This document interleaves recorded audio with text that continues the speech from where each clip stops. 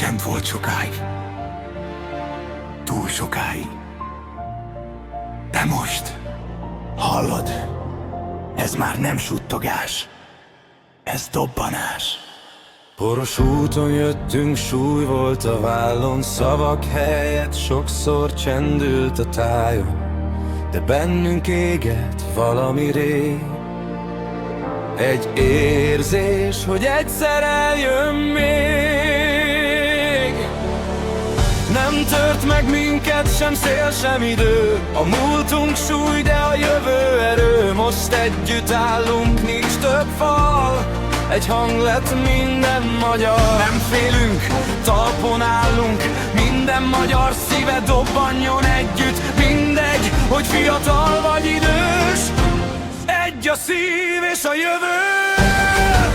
Elég volt a csendből, elég a sok hazugságból. Béke honoljon ezen az országon.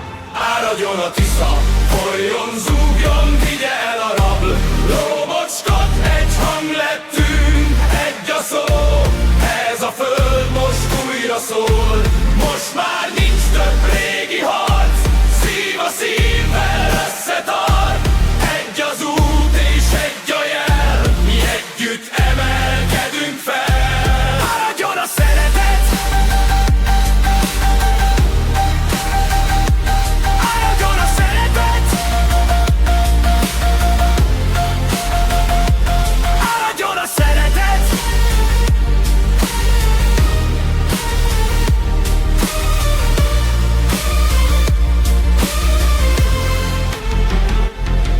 Most már nem magyar magyarnak farkasa, hanem magyar magyarnak testvére.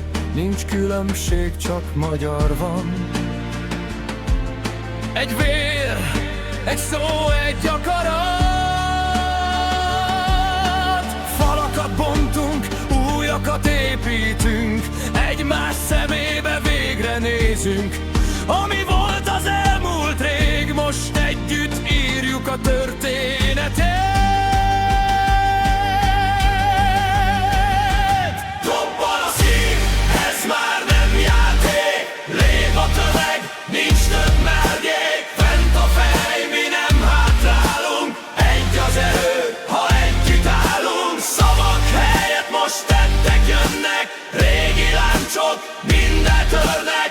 Ez a hang most végig zúg, mint vihar, ami utat húz.